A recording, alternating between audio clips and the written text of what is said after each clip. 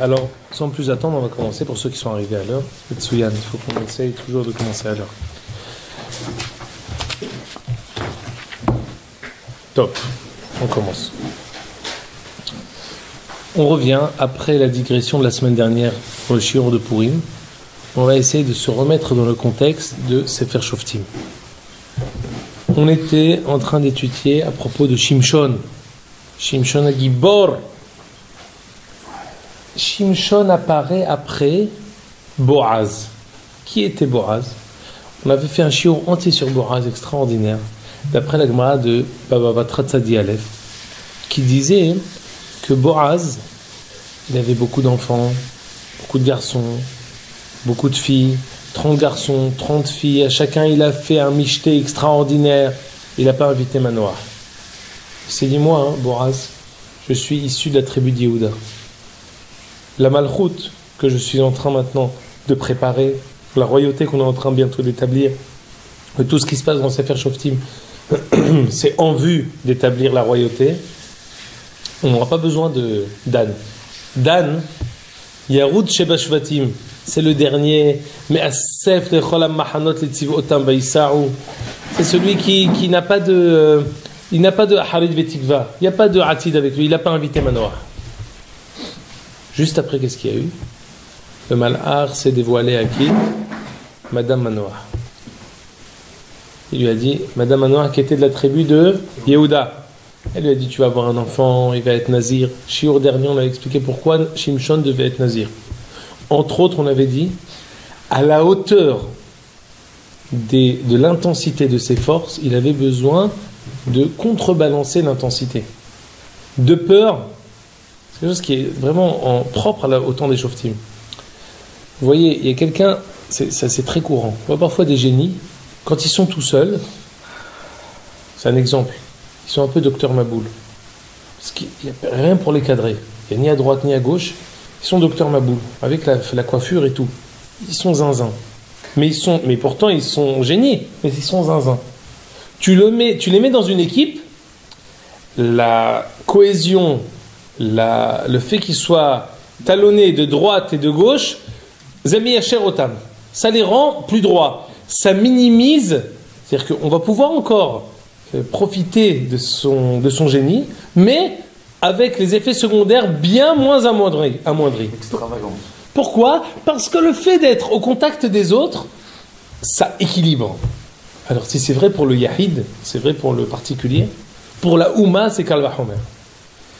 Il peut y avoir des one-man shows, il peut y avoir des personnes extraordinaires. Tant qu'il n'y a pas de Melech, ils n'arrivent pas à trouver leur place naturelle. Par exemple, Shimshon, s'il y avait un roi, il l'aurait mis Ramatkal. Un Ramatkal, chef de l'armée, avec des subordonnés, avec des gens à qui il doit rendre des comptes, les choses se seraient passées de la meilleure manière. Mais là, il n'y a pas de roi. Pas de roi, comment on fait Shimshon? Une intensité tellement violente, tellement extraordinaire, comment on va réussir à le canaliser, à le cadrer? Nézirut. Nézirut, c'est une sorte de contrebalance intramuros, contrebalance intrinsèque à lui-même, contrebalance chez lui-même. Mais s'il était dans la Ouma, c'est important ce que je dis maintenant parce que je viens justement dire que ça va être, c'est en fait comme parfois tu fais tomber une goutte, ça fait des ondes partout dans la piscine et quelqu'un qui rentre. Là il y a une onde qui commence avec Shimshon qui va arriver jusqu'à David Amelech. C'est comme si tu jettes une pierre dans la rivière et ça fait des ondes. Pour arriver finalement à bon port, au bout, jusqu'au rivage. On commence maintenant avec Shimshon à Mahalach. On avait ramené le passouk dans Shmuel, quand Kadosh Baruch Hu avait envoyé Yeruba'al, Bedan, Veit Yiftah. Yiftah, Yeruba'al, qui est Gid'on, et Shimshon sont trois personnes qui viennent établir la royauté d'une manière extraordinaire. Shimshon, c'est le top, parce que c'est le dernier Shofet. On est maintenant à l'apogée. Quand on termine, il y a une représentation. La chute, c'est le plus important. La chute, comme quelqu'un regarde un match et pour le but, il y a quelqu'un qui est passé. On était là pour ça, tu n'as pas trouvé un autre moment. La chute, c'est maintenant. Maintenant, c'est Shimshon, c'est la chute. C'est le moment, le tournant du livre. On a préparé toute cette période, elle est pour aboutir à Shimshon. Pourquoi il n'a pas un tafkid de Léoumi? Il a un tafkid Léoumi, on dirait qu'il a un tafkid Léoumi. Mais Ce tafkid Léomi, le plus national, le plus à l'échelle nationale qu'il pourra être, il va être limité. Pourquoi? Parce qu'il n'y a pas encore les infrastructures d'une, que ce soit démocratie, royauté, d'un peuple. Il y a des semblants, il y a des tentatives de comportement de Oumma. Mais on est en période préparatoire, cours préparatoire. On commence, on prépare le chemin. 400 ans de préparation. Donc il a une légitimité, il a une possibilité de pouvoir régner, de pouvoir sauver Am Israël, mais sans les infrastructures. Sans les infrastructures, ça complique bien plus tout. D'ailleurs, on va voir que sans arrêt, les parents, regardez la page 1.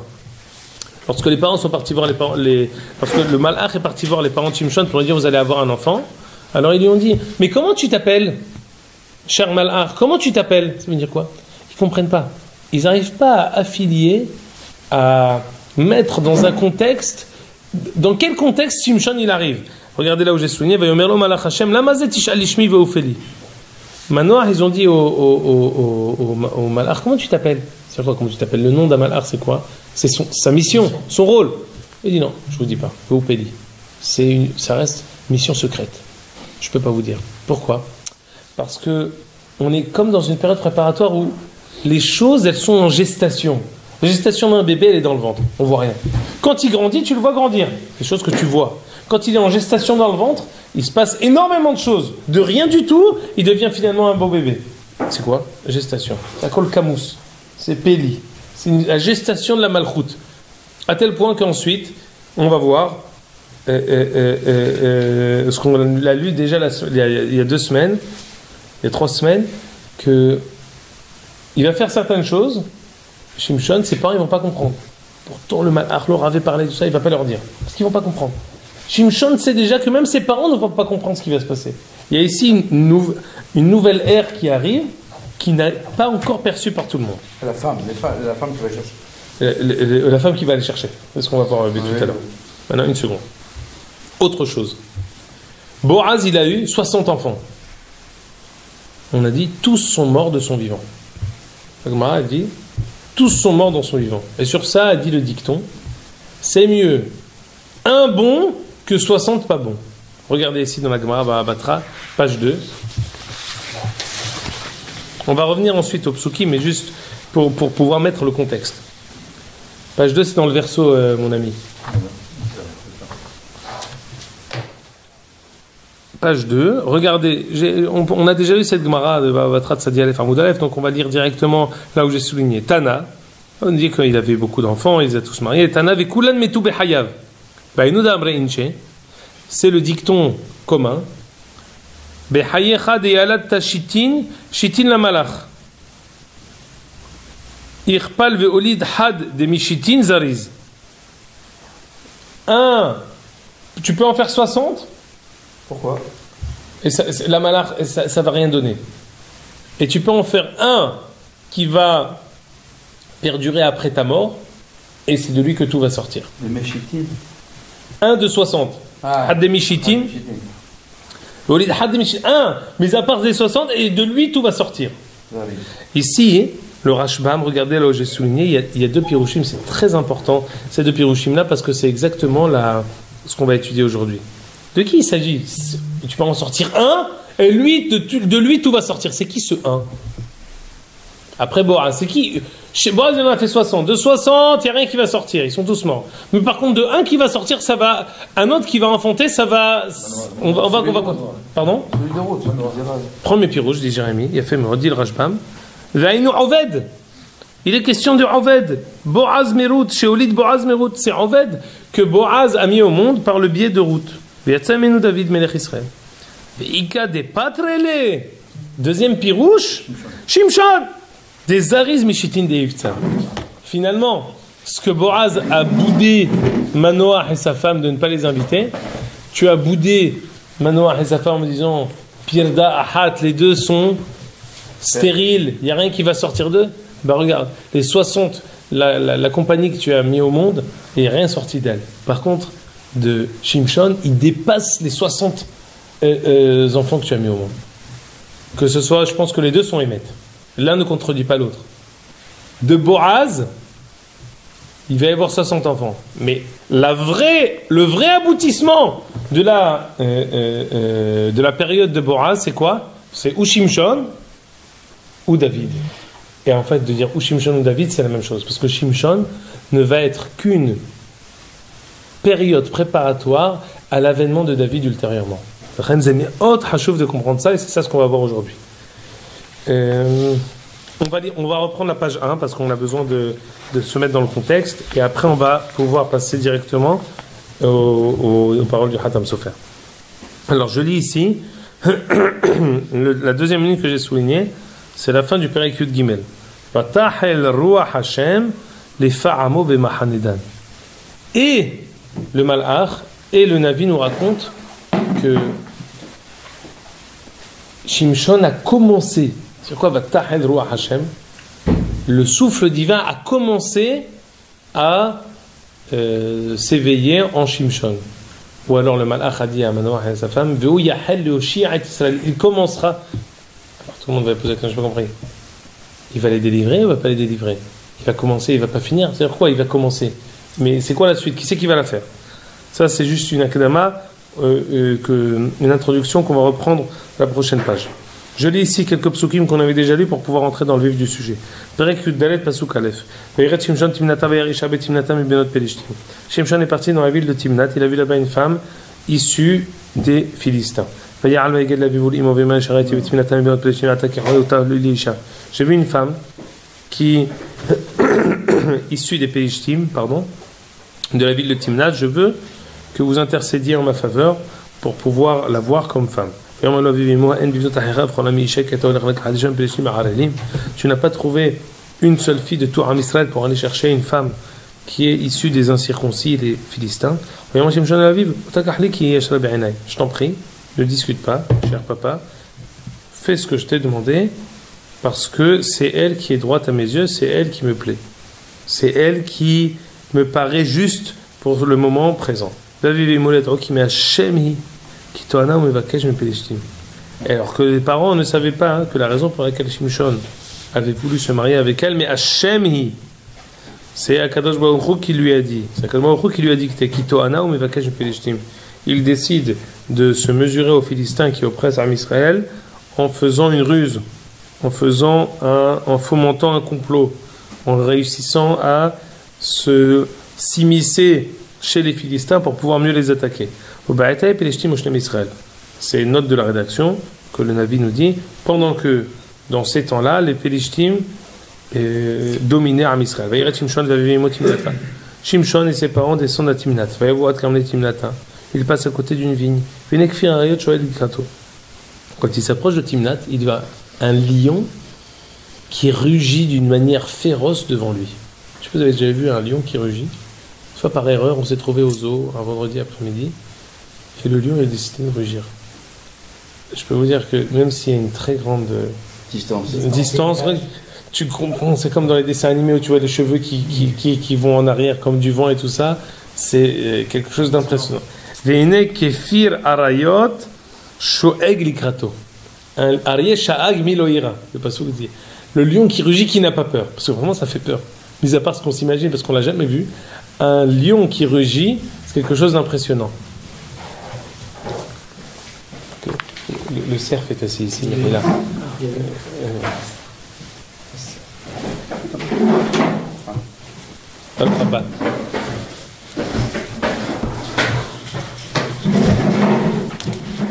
Donc, Shimshon, pas du tout décoiffé, c'est le cas de le dire.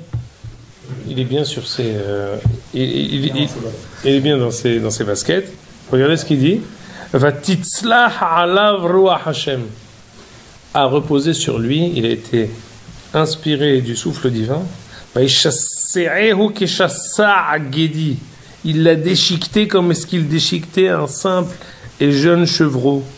Uma en beyado, à main nue. Guide la vivul imoet asher asa. Et il n'a pas dit à son père et à sa mère ce qu'il avait fait. Pardon? Non, on essaie déjà de déchirer un chevreau. À main nue, à main nue. Nous, on galère avec un poulet et des ciseaux. Apparemment, pas une question ici. Il a déchiqueté, c'est-à-dire que c'était comme un. Ce qui est bizarre en plus, c'est que ça s'est passé en quelques minutes, parce qu'ils n'ont même pas vu ses parents. Oui, c'est Juste à exactement. côté, ils n'ont pas vu. Le lion a rugi, C'est ils Rachid n'ont pas qui dit, parce que entendu. ici, j'ai pas ramené Rachid, mais c'est une bonne remarque de la part de Monsieur Lamy. Il était ici, on était à côté d'une vigne. En tant que nazir, il a dit à ses parents, c'est ici que nos chemins se séparent. Vous passez par la vigne, moi je fais le détour. Parce que c'est hor le kharmal otikrav amrinan ninzira. Un nazir, on lui dit, fais le tour, fais un détour, passe autour, mais ne rentre pas dans la vigne. Pourquoi? Tentation. De peur que, gezera, pour ne pas qu'il pique une petite olive. C'est hor, le kharmal otikrav. Comme il est interdit de toutes choses qui sont issues de la vigne, on lui dit, ne va pas tenter le diable, ne passe pas là-bas. C'est raison, alors. C'est raison. Pardon? Pas une olive. Ah pardon, je me suis trompé, excusez-moi. On avait compris, ça va, c'est pas la peine. Même il prend Non, le raisin vadaï. C'est le vin. Non. Rien. Merci de m'avoir repris. Et donc, il fait un détour. Et c'est quand il a fait le détour que les parents ils étaient en train de regarder les beautés des vignes d'Eretz Israël. Timnat, qui est une ville qui fait partie de la tribu de Yehuda, qui a été reprise par les Philistins. Parce que, comme on a dit, pour la énième fois, les Philistins, eux, ils sont toujours réactifs de la malchoute. Quand la royauté s'éveille, eux, ils viennent. C'est pour ça que Goliath, celui qui a voulu défier Shaoul, c'est pour ça que David est passé au pouvoir quand il s'est attaqué à Goliath. C'est pour ça que dès que Shaoul est passé au pouvoir, les Philistins se sont attaqués à lui. Les Philistins, ils sont toujours là contre la malchoute, contre la royauté. Donc, eux, pendant qu'ils étaient en train de passer là-bas, donc ils se sont attaqués à une ville de la tribu d'Yehuda qui s'appelle Timnat. Eux, ils sont passés les parents. Shimshon a fait un détour. Il a étranglé, déchiqueté, pulvérisé le lion. Et il revient avec ça. Alors, ça, je ne sais même pas s'il a fait. Seule seconde. La peau sur lui. Le chapeau n'est pas tombé. Je ne sais même pas s'il l'a fait parce qu'apparemment, il n'a pas été. On n'a aucun témoignage du Navi comme quoi il a été soucié de quoi que ce soit. Et donc il n'a même pas dit à ses parents. Il n'y avait pas de sang. Il a étranglé. Ça nous explique un peu plus un déchiquetage violent avec beaucoup de sang plutôt qu'un étranglement. Je sais pas. Vayered, je continue encore deux psukim. Vayered, vaidaber la isha, vatishal be'ene shimshon. Ils sont partis. Ils ont parlé à la femme. Vaidaber. Elle a dit d'accord. Vatishal be'ene shimshon, d'accord. Tu vas pouvoir te marier avec elle. Je suis obligé de vous dire. Regardez page 10, s'il vous plaît. La dernière page. Vous pouvez retourner la pile. Parce que c'est pas possible. Shimshon, après il va avec Hazve Shalom une Goya.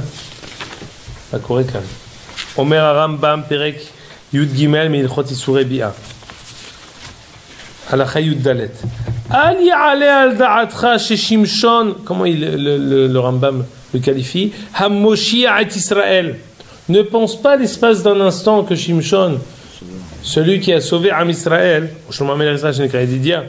ou même Shlomo, le roi d'Israël, qui est appelé l'ami de Akadosh Baruch Hu, Yedidia, Yedid Hashem, Nas'u Nashim Nochriyot. Ne pense pas une seule seconde qu'il se soit marié avec des femmes non juives. Begayutan. Et la Sodadava, regardez, c'est un lachon qui n'est pas commun dans le Rambam. Alors, je vais te dire vraiment ce qui s'est passé, dit le Rambam. Car,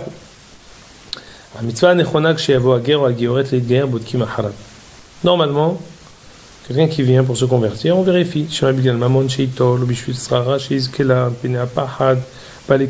vérifie quelles sont ses intentions. Peut-être qu'il a vu une femme juive qui lui a plu. Peut-être qu'elle a vu un bon garçon d'Israël, un beau garçon.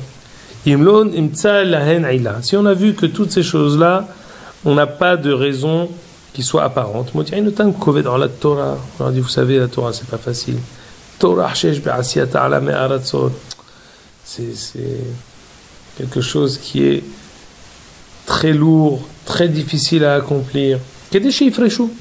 Pour qu'ils se séparent. On ne veut pas recevoir. Le judaïsme n'est pas une religion prosélyte. Im kiblou, velo pirshu, dera'uotan shehazru me'ava. Si malgré tout ils disent non, afal pichen, al da'at ken, moi je suis venu parce que je vois que ici les gens en Israël, ils sont vraiment extraordinaires. Il y a la Torah, elle est extraordinaire. Les mitzvot sont extraordinaires. Mikabli notan, on les reçoit. Comme ce qu'on a vu que Ruth, lorsqu'elle s'est entêtée, on l'a reçue. Alors on rajoute les fichar, l'eau qui blou beddin gerim kolime David et Shlomo. C'est pour ça que tout le temps de David et Shlomo, on a interdiction de recevoir des convertis. Pourquoi?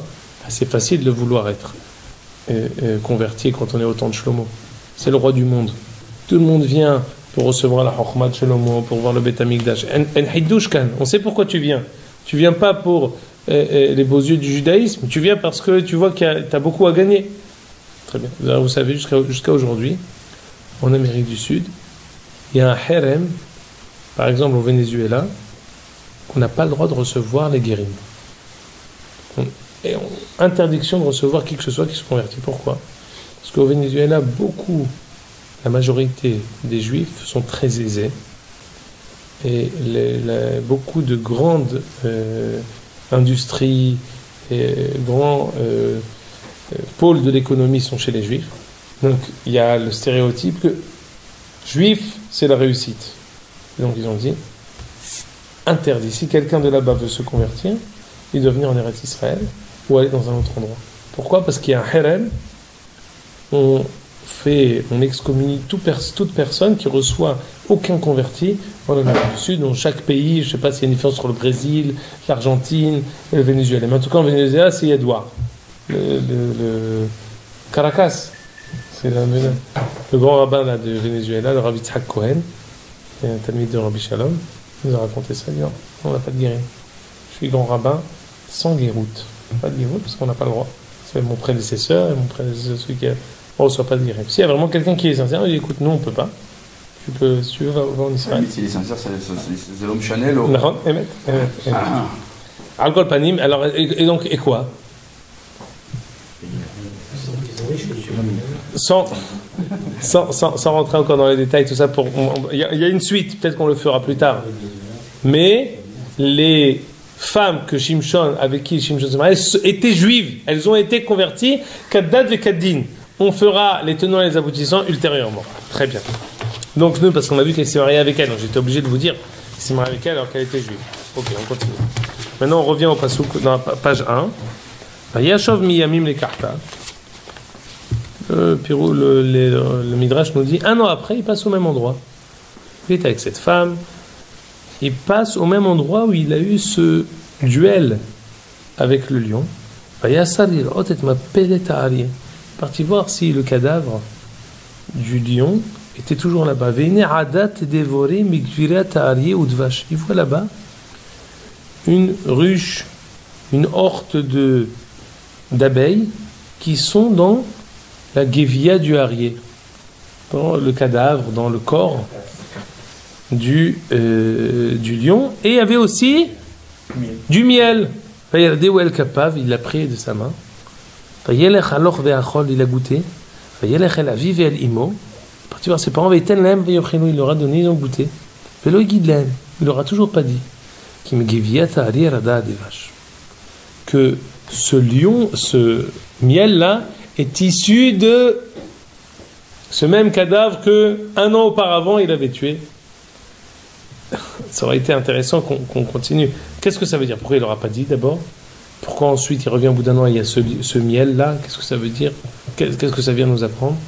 Surtout que si on avait pris le temps de lire la suite des psukim ici de la fin du Perek Yud Dalet, on va voir que venez, on lit ça rapidement. Je ne sais pas si on va pouvoir faire ça aussi. J'ai prévu qu'on difficilement.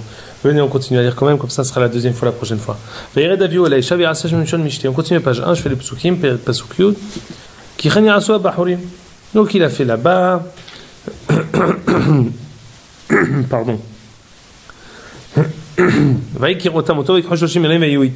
Il était là-bas, il a fait un festin parmi les Philistins, alors qu'il était marié avec cette même femme. Je vais vous faire une devinette. C'est au bout de 7 jours. Donc là, il s'est marié avec elle, il a fait un festin, et il dit, si je vous donne une devinette, si vous la trouvez, je vous donnerai Shloshim Sedinim ou Shloshim Halifot du Gadim, 13 costumes et 13 draps, tentures.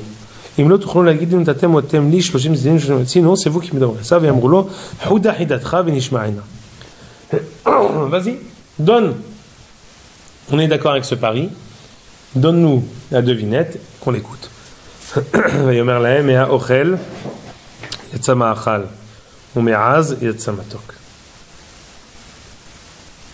De celui qui mange, mais à ochel, celui qui mange, on sait très bien qu'en hébreu il y a ochel, c'est un aliment, et ochel, c'est celui qui mange. Ochel miléel, c'est mazé à ochel azé amunah ala shulchan. C'est quoi cet aliment posé ici? Ou alors tu dis mi ochel et tatzalahat, qui mange. Alors il dit mais à ochel, de celui qui mange, yatzama achal, est sorti quelque chose, yatzama achal, est sorti un aliment, est sorti quelque chose. Ma'achal, un repas. Je ne veux pas dire le mot manger, j'essaie de tout dire sauf dire le mot manger. C'est du manger. C'est pas un mets, parce qu'un mets en général c'est plus dans le sens quelque chose qui a été préparé cuit. Un mets, M-E-T-S d'ailleurs, même au singulier. Très bien. Tout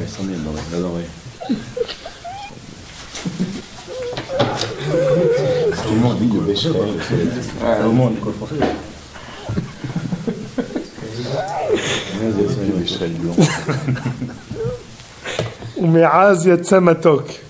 Et de quelque chose de fort est sortie la douceur. Et ils ne lui ont pas dit, ils n'ont pas réussi à lui trouver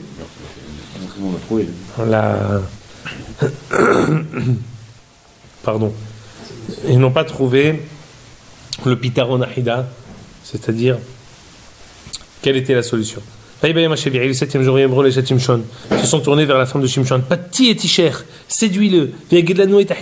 Qui nous donne la solution. De peur qu'on tombe. Ça, c'est les Pélishtim, donc c'est un peu violent. On va te brûler, toi, ton père, à feu et à sang. Vous nous avez pas appelé pour pouvoir se moquer de nous. Ah, Toda Rabba Yavducha Amen. Baruch Ata Adonai Eloheinu Melech Haolam Shekol Yamidor. Ils sont mauvais parents. Ils sont mauvais tout le temps. Vatef Eshet Shimshon Alav. Tomer Rak Senetani Velo Ahavtani Ahida Hatta Livne Ammi. Écoutez bien, c'est très important. Elle a pleuré, la femme de Shimshon. Oh, tu m'humilies devant les miens. Devant les miens. Tu me décrédibilises devant mes semblables. Elle pleure. Écoutez bien par contre ce qu'elle dit. Ahida hatta livne ami. T'es juive ou t'es pas juive? Tu as donné une devinette à mes semblables. J'ai pas compris. À mon peuple. On t'a converti. C'est qui livne ami? Elle dit, tu as donné une devinette aux Philistins, mon peuple. Mais tu t'es converti, madame. On a lu le Rambam, tu t'es converti. Qu'est-ce qu'elle veut dire livne ami? Halash. C'est une conversion qui laisse à désirer. Une conversion light. Non, mais mais qu'est-ce qui va se passer finalement? C'est une discussion tellement classique. Même à mes parents, je ne l'ai pas dit. Tu veux que je te le dise à toi? Ça n'a rien à voir. Même à papa et à maman, je ne l'ai pas dit. Je ne vais pas te le dire à toi. C'est encore plus pour là. Elle a pleuré.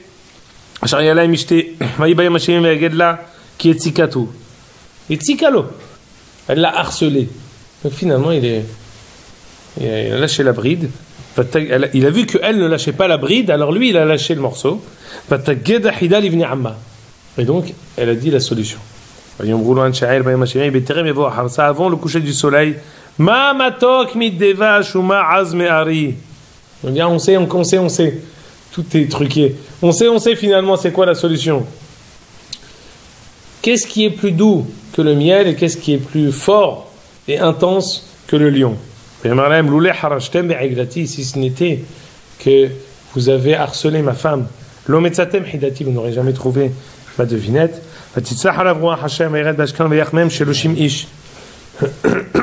Il a pris, il a tué, il a frappé 30 personnes avec un halit sotam. Il n'a pas tué, pardon. Il est parti à Ashkelon pour payer justement la rançon, donc l'enjeu du pari. Il a pris 30 chemises, il leur a donné,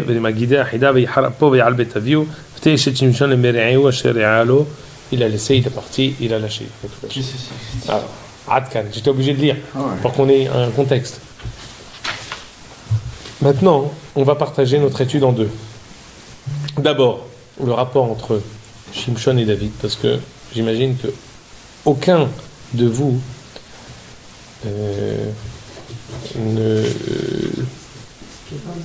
c'est une femme. C'est pas non, elle arrivera à la fin. Delilah. Elle arrivera plus tard. Même si dans le film c'est. Dalila. Il croyait que ça allait passer. Quand tu connais les thèmes bancaires, c'est Dalila.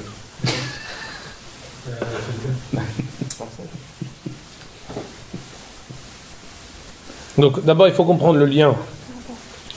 Ce que je commençais à vous dire, c'est qu'on sait tous que l'avènement de David, avant qu'il tue Goliath, qu'est-ce qu'il a fait? Quand il était question de dire qui va pouvoir se mesurer à Goliath, David a dit mais attends,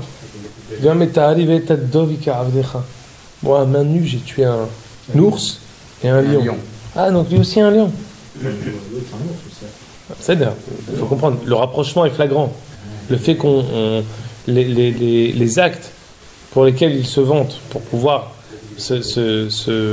s'avancer en tant que potentiel gagnant, j'ai tué un lion. On voit ici un rapport flagrant entre David et Shimshon.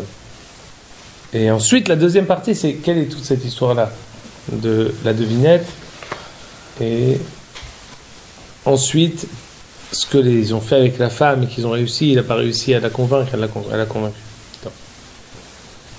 On lit maintenant page 3, s'il vous plaît.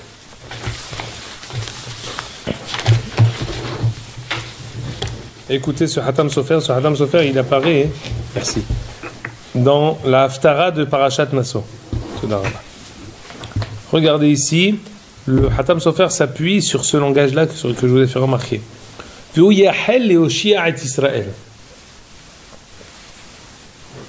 Shimshon commencera à sauver Israël des Philistins. Écoutez bien le Hatam Sofer. Il faut vraiment se pencher pour comprendre Malachon Veu Yahel. Quelle est la compréhension, quel est le sens de il va commencer? Commencer pour dire quoi? Qui va commencer mais il ne va pas finir? Qui va commencer et il ne va pas finir parce que quelqu'un d'autre va terminer, parce que lui ce sera inachevé? Qu'est-ce que ça veut dire?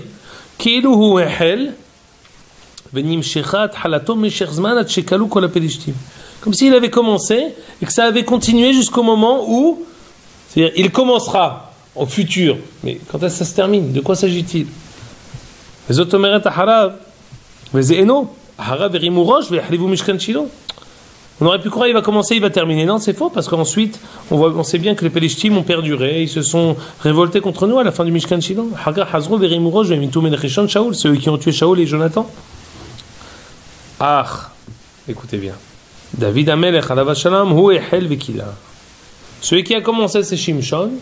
Celui qui a terminé, c'est David Amelech. Qu'est-ce que ça veut dire il commencera Shimshon? Alors là, il va nous donner ici un grand Hidush Hatam Sofer que je vais vous dire à l'oral et qu'on va ensuite lire dans le texte.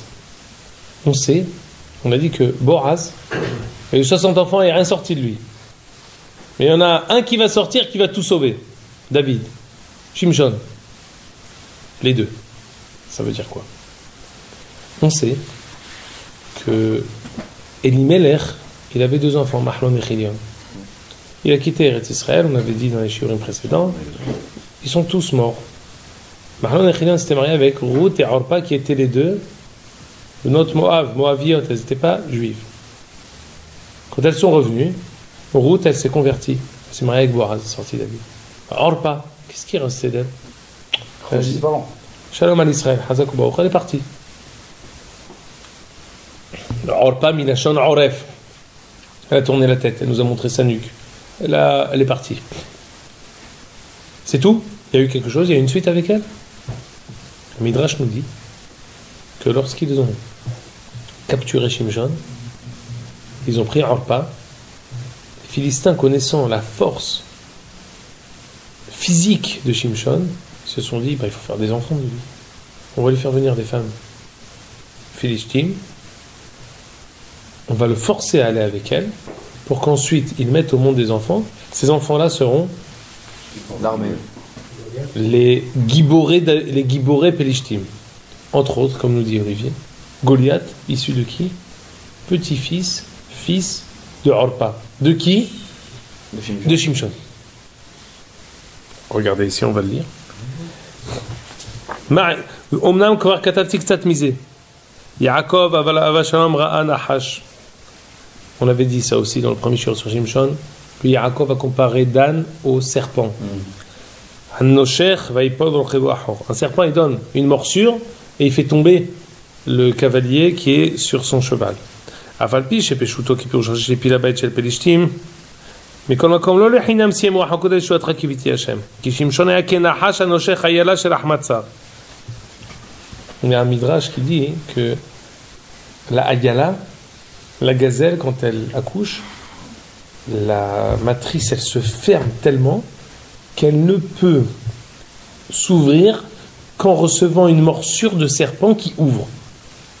Quelque chose dans la nature, que ce soit par la morsure d'un serpent ou non, on sait que quand il y a des contractions, c'est vraiment quelque chose qui ferme pour mieux s'ouvrir. C'est au moment où quelque chose doit sortir, c'est vrai que ça s'ouvre, mais il y a des contractions. C'est la difficulté avant de sortir. Hevle Leda, avant de sortir l'enfant, il y a des très fortes douleurs. Le Nahash qui va permettre, Shimshon, il va permettre l'avènement, la mise au monde du Mashiach. Comment? Atadar lecha. V'ayela ibalchut bet David. Oui, c'est ça. Atadar lecha ki Orpa verut. Orpa et Ruth a Nesuot les Sari Yehuda Mahlon Vechilion. Orpa et Ruth a été mariée à Mahlon et Chilion qui étaient les enfants de Avimelech et Shevet Yehuda. Vehem Shne Amoudei Abayit Yachin ou Boaz. On sait que le Beth Amikdash il avait deux poteaux, un qui s'appelait Yachin, un qui s'appelait Boaz. Yachin ou Akdusha Shenikleta Ktsat be'Orpa Shaita Achana le Malchut Bet David. On sait qu'au Beth Amikdash, dans le Sefer Melachim, il y a marqué deux grands poteaux à l'entrée du Beth Amikdash. L'un s'appelle Yachin, Yachin qui veut dire il préparera. L'autre s'appelait Boaz, en lui la force. Yachin c'est quelque chose qui est préparatoire. Boaz c'est lui qui inclut en lui la Malchut elle-même. Il dit que Yachin et Boaz c'est par rapport à Mahlon et Chilion, par rapport à Orpa et Ruth. Yachin ou Akdosha Shenikleta Ktsat be'Orpa Shaita Achana le Malchut Bet David. Orpa, il y avait une kedusha minime qui était en elle. Ou Boaz et Ruth. Boaz, c'est devait se marier avec Ruth. Boaz ou Gvura. Ou Be'eper. Oref Orpa que chez Pirsha mi'im hamota yatsa mimena ikar kedusha chez Kalta.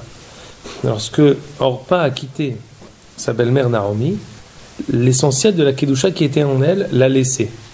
C'est quoi la kedusha? On va voir à la fin du Sefer Melachim. Je ne sais pas si je l'ai photocopié pour vous. Alors, regardez, page 5 s'il vous plaît. J'ai pas pu tout photocopier.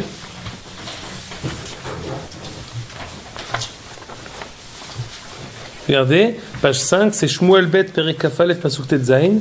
Là-bas, on fait référence à tous les guerriers philistins que l'armée de David a réussi à battre. Veishbi Benov. Alors je vous dis, Ishbi Benov, c'est le frère de Goliath. Asher Bilide Harafa, l'un des enfants de Harafa. C'est qui Harafa? Dit, non, c'est pas Arafat, c'est Arafat. C'est Va'arafto, c'est Arafat.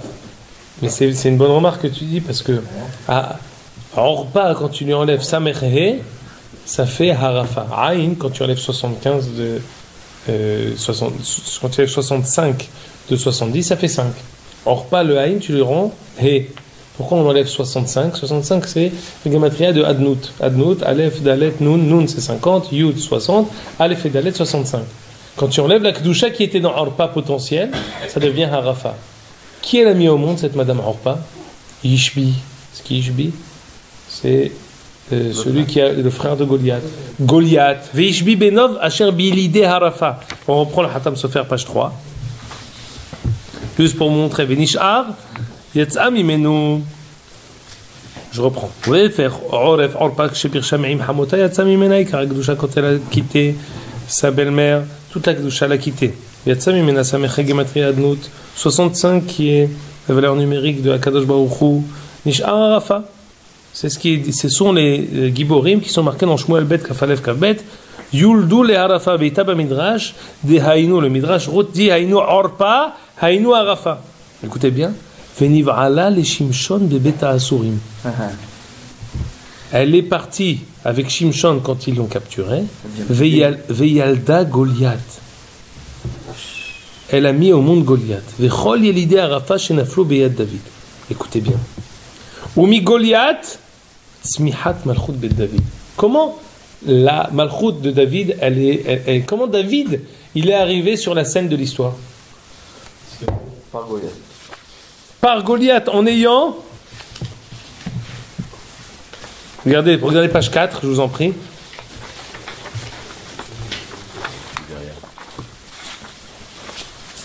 J'ai pas pu tout photocopier, mais je vous ai photocopié une des pages qui parle de David qui s'adresse avec Shaoul pour pouvoir avoir le droit de s'attaquer à Goliath. Il lui dit, moi je peux. Leilahim imo. Il lui dit, non, tu pourras pas. Ki na'arata. Yo ishmil hamam na'ura. Il lui dit, mais toi tu es un petit gringalet, David. Tu feras pas le poids devant cette brute épaisse de Goliath. Vayomer David el Shaoul. Non, tu me sous-estimes. Tu sais, je suis un berger émérite. Une fois, il y a Ariv et Adov, ils sont venus, un lion, un ours. J'ai réussi à me sortir.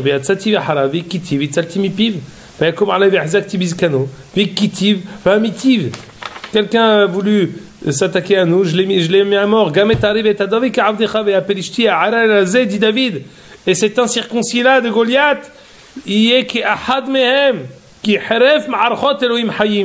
ne sera considéré que comme un lion et un ours à mes yeux, je n'en ferai qu'une bouchée. La mère David, Hashem asher itzilani miyadari miyadadov, ou yatzilani la pelishti azeh. Puis Omer Shaoul el David, lech, vashem yimar. Vas-y à Kadron. Comme si Shaoul lui-même, et on dit quelque chose de terrible, au moment où il était question que David aille se battre contre Goliath, il n'avait pas d'armure. Il a mis l'armure de Shaoul. Il y a eu un S. L'armure de Shaoul, qui était grand, Mishirmo Vamarla Gavoa Mikolam, elle s'est rétrécie sur lui. Et à ce moment-là, Shaoul, il a eu Ruach Ra'a envers David. Il a vu que c'est fini. L'ère de Shaoul s'est terminée maintenant. Et à Kadosh Yinsiata d'Ishmaïa pour David d'être lui le roi. La Malchut de David. Quand est-ce que ça s'est passé tout ça? Goliath. Qui c'est qui a mis au monde Goliath? Shimshon. Shimshon avec tout ce qu'il va faire. Alors, son fils, son petit-fils, peu importe. Est-ce que c'est directement son fils avec la génération? Non, ça n'a aucune importance. C'est une question de... Selon le Pshat ici, c'est fils direct de Orpa. Harafa, Haïno Orpa. C'est les frères de Goliath, c'est Yelidé Harafa. Donc, Goliath aussi. Qui sait d'où il a cette force terrible? De la prise de Shimshon. Qui sait qui va pouvoir le dépasser? David Amer. Grâce à qui, finalement, David va réussir à passer au pouvoir? Chronologiquement, au niveau événement 1 plus 1. Celui qui l'a fait ce tremplin, celui qui l'a poussé à arriver sur Bamata Historia, sur la scène de l'histoire, c'est Shimshon. Il termine le Hatam Sofer, regardez page 3 encore.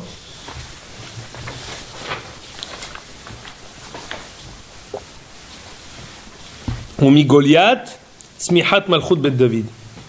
על ידי בעילת שמשון את ערפה, שהיה בה קצת מותרות קדושה משרי יהודה מחלון וחיליון, לשאב ממנה שמשון לרעלה, והיינו ישועתך קיוויתי השם. שתצמח מלכות בית דוד אחר נשיכת הנחש הלז. והוא יחל להושיע את ישראל מיד פלישתים, שממנו תצמח קרן דוד המלך. Qu'est-ce que ça veut dire lorsque le Malach dit c'est lui qui commencera à sauver Am Israël? Ça veut dire c'est par lui que commencera ensuite l'avènement de David sur la scène de l'histoire. On n'a pas envie de dire que c'est par le fait que les Pélishtim ont amené Orpa à Shimshon que c'est comme ça que Shimshon il a été Torem à l'histoire du peuple juif. On a plutôt envie de dire que Shimshon c'était Shofet B'Am Israël, Shukidem et Am Israël. C'est pas parce qu'il a été. Tu comprends ce que je veux dire? Vous aimez Metsuyan, Chatarmer, c'est la prochaine phrase que je voulais dire. C'est sûr que. Non, pas du tout, c'est un très bon tremplin. C'est sûr que là, on l'a montré chronologiquement. C'est comme si je te dis, quand finalement on est sorti, on est descendu en Égypte, bah, c'est très simple, il y a une querelle entre les frères ont vendu Yosef est parti en Égypte. Il y avait ensuite une famine, on devait prendre la récolte pour ne pas mourir de faim, et finalement on s'est trouvés tous en Égypte. Donc c'est enlever tous les tenants et les aboutissants des fautes qu'on aurait pu faire, des enjeux qu'Akadosh Baruch Hu veut pour nous d'aller en Égypte. Mais n'empêche que chronologiquement, la chronologie des événements a fait que ce qui nous a amené David al-Bamat à Historia, c'est Shimshon. Maintenant c'est sûr que maintenant, et c'est ça ce que j'ai voulu dire au début, le parallèle qui existe entre Shimshon et entre David, il est flagrant. Les deux, Ika et Tahari, et autre chose, l'un des Giborim de David, les plus remarquables, qui s'appelle Benayahu ben Yehoyada. Benayahu ben Yehoyada. C'est une Gemara dans Brachot Daf Yudhet qui dit que lui aussi, Ika et Tahari beyom hashaleg. Lui, il a tué le lion un jour de neige. C'est trop facile à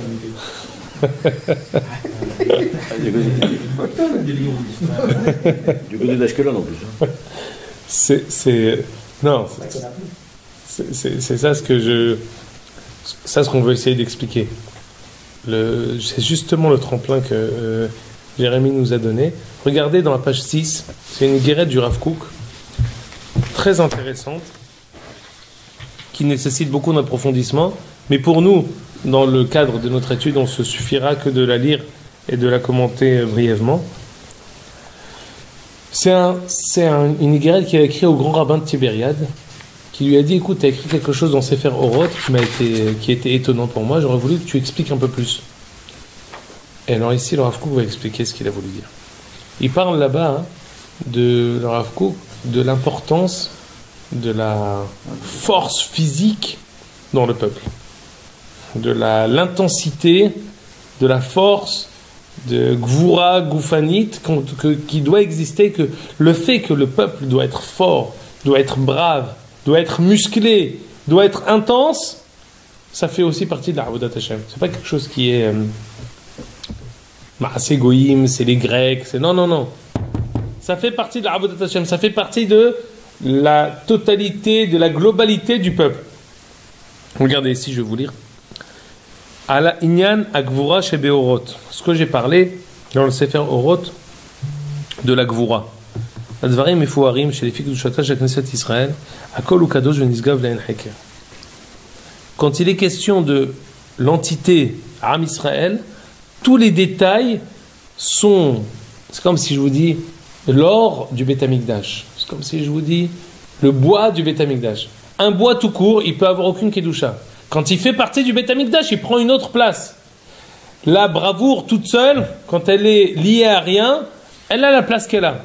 Quand elle fait partie d'une ma'arechet, de tout un tout qui est Am Israël, Knesset Israël, Nishmat Israël, elle prend une place qui est totalement différente. Veshimshon shenishtabeach bigvurat gufo.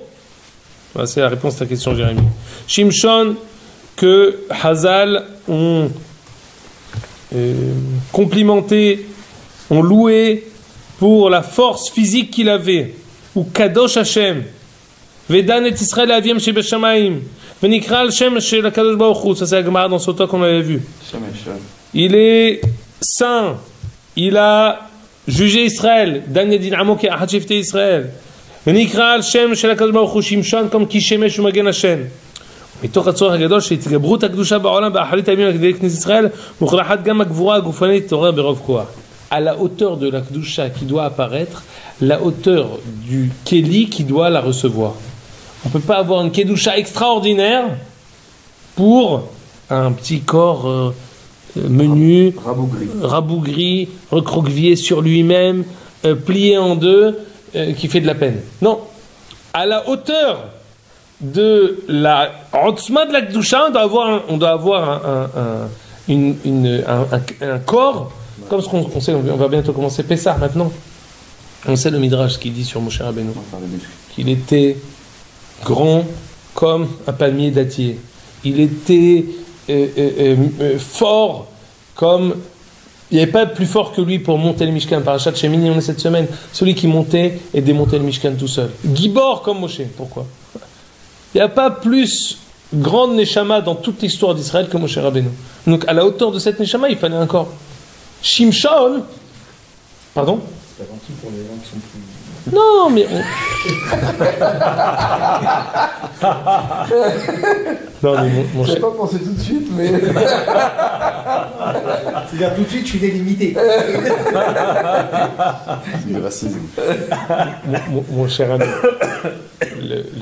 la généralité spirituelle qu'on a donnée, elle reste juste. Maintenant, comment elle va maintenant se vérifier chez chacun? Tu vas me dire, maintenant, on sait que tel grand rave extraordinaire, il était tout petit. C'est bien, c'est une chose. Là, on parle maintenant dans la généralité spirituelle, en général du peuple, dans l'histoire, de Am Israël. C'est quelque chose qui est absolu. On sait que ça s'est vérifié chez Moshe Rabbeinu. Alors, ça veut dire quoi? C'est-à-dire que toute personne qui n'est pas grande, alors c'est faux? Non. Il peut y avoir une autre Gvura. Il y a plusieurs critères dans lesquels ça doit être vérifié. Ouais, ça, c'est un chidouche. Jamais on a adressé au corps une quelconque importance. C'est ça ce qu'on va donner maintenant à Shimshon, le contexte de Shimshon. La hauteur de cette otzma, de cette intensité physique, elle était aussi au Shmo shel HaKadosh Baruch Hu, Yahal le'oshi'a et Israël. ומתוך הצורך הגדול שהתגברות הקדושה מוכרחת גם גבורה גופנית תורה ברוב כוח ועל עובדי השם באמת. פסיק. על עובדי השם באמת החובה מוטלת לזכור את היסוד הפנימי של הגבורה בגבורה קדומה ברוחניות.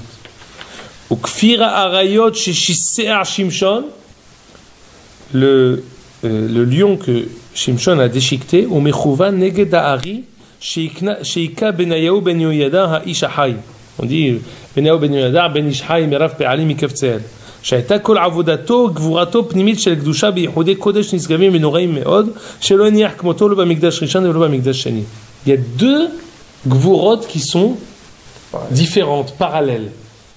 Benayahu ben Yehoyada, tellement kadosh dans la rouhaniyut, que cette kedusha dans la spiritualité, elle s'est aussi exprimée dans la force. Shimshon, ça a commencé à l'inverse. Ça a commencé par là. L'intensité physique extraordinaire et de l'intensité physique aussi le souffle divin l'a habité et il a commencé à la Dounet Israël, à être quelqu'un qui va pouvoir sauver Am Israël des Pédishtim. Mais dans les deux cas, la force physique, elle a un rôle prépondérant en ayant toujours comme but la shlemut rouhanit. C'est-à-dire qu'on voit toujours le corps comme on a le corps qui est le Mishkan de la Neshama. La Neshama toute seule, elle a une très grande Kedusha, mais elle n'a pas ici de pied. Elle n'a pas pied ici. Le corps tout seul, son Neshama, il n'a pas de vie. Les deux ensemble font la vie. La Rouhaniyut extraordinaire et le corps avec une force physique très forte, intense, c'est cet alliage extraordinaire qui peut se passer, qu'il y a eu pour Shimshon, qu'il y a eu pour Benayahu ben Yehoyada, et pour Shimshon, ça vient d'une manière un peu sauvage. On voit que c'est un peu sauvage, on ne peut pas tout dire. Il le fait au détour d'une rue, il étrangle un lion, il ne dit pas à ses parents, tandis que Benayahu ben Yehoyada, il y a une armée, c'est lui le chef des armées. Il tue les Giborim Pelishtim d'une manière propre.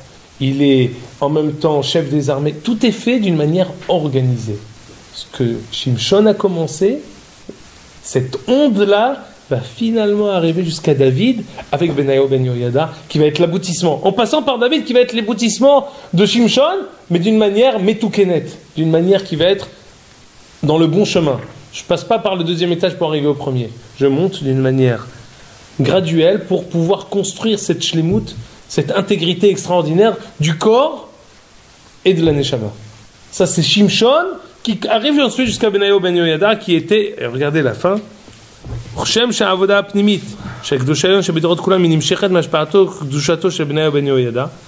le travail de chaque personne sainte dans toutes les générations, il prend sa force de Benayo ben Yehoyada.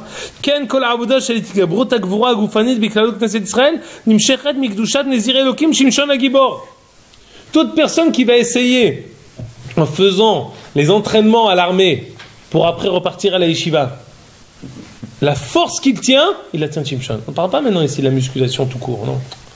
On parle ici d'une Gvurat Hagouf qu'on va ensuite diriger, qu'on va prendre, qu'on va utiliser pour pouvoir servir la Oumma, pour pouvoir servir la Torah, pour pouvoir se sacrifier et s'adonner corps et âme pour le peuple entier. Je vois qu'on n'a pas terminé, mais ce qu'on devait dire, on l'a dit, à savoir. La deuxième partie. La deuxième partie, on la fera, je crois, la semaine prochaine, parce que ici, ce que je devais faire ensuite, c'était comprendre la devinette, comprendre la raison pour laquelle Shimshon commence il commence sur la scène de l'histoire avec le fait d'avoir étranglé le lion. Et ensuite, qu'est-ce qui s'est passé avec sa femme et avec les Philistins? Ça, on fera ça la semaine prochaine. Mais en tout cas, on a été mis sur orbite d'une bonne manière. On pourra continuer la semaine prochaine.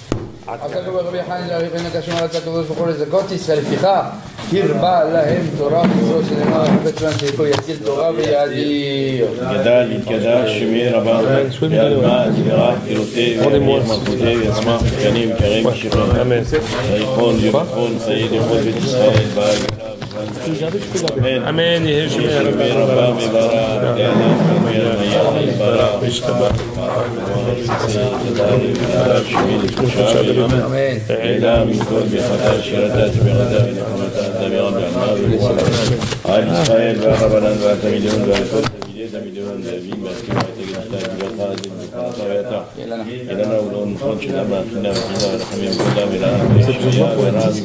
Amen.